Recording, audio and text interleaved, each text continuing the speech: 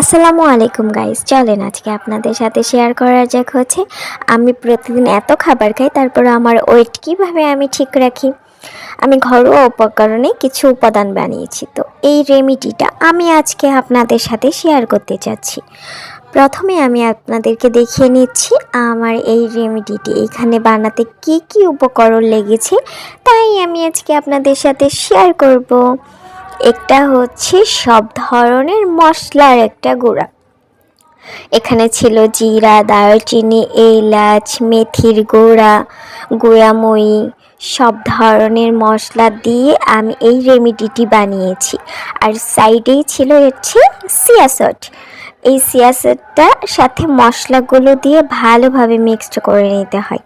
এটা প্রতিদিন রাতে আমি বানিয়ে রাখি, ইভেন সকালে আমি কিছুটা গরম পানি লেবুর রস দিয়ে আমি খেয়ে ফেলি।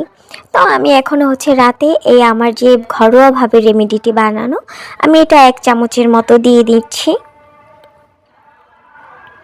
তারপর এখানে দিয়ে নিব সিয়া সল্ট। দুটো উপকরণ ভালোভাবে মিশিয়ে নিব। এখানে আমি হাফ গ্লাস পরিমাণ পানি দিয়ে নিব। পানি দিয়ে ভালোভাবে মিক্সড করে নিব।